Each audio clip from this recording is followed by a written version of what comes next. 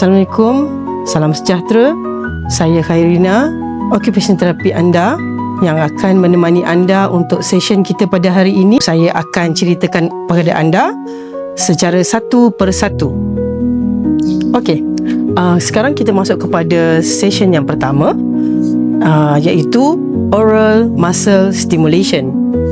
Tujuannya adalah untuk memberi stimulasi kepada bahagian otot mulut, iaitu di luar kawasan otot mulut. Okey, tujuannya adalah untuk kanak-kanak yang mengalami masalah speech delay, ataupun juga untuk kanak-kanak yang mempunyai masalah drooling, ataupun untuk kanak-kanak yang ada masalah suka menggigit. Okey, kita tengok ya.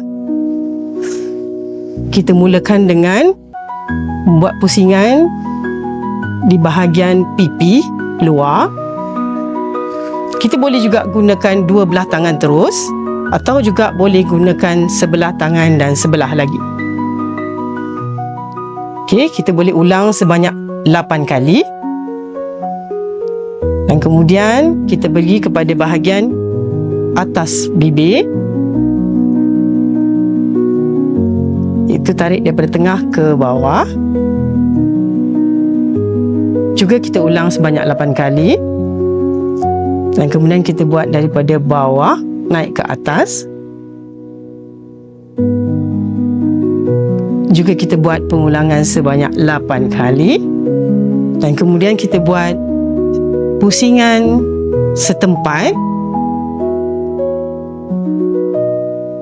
Okey. Juga sebanyak 8 kali. Itu kita buat di tepi bibir ya.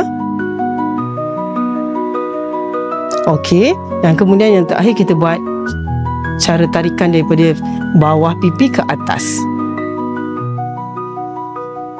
Okey. So ini adalah untuk aktiviti oral muscle stimulation.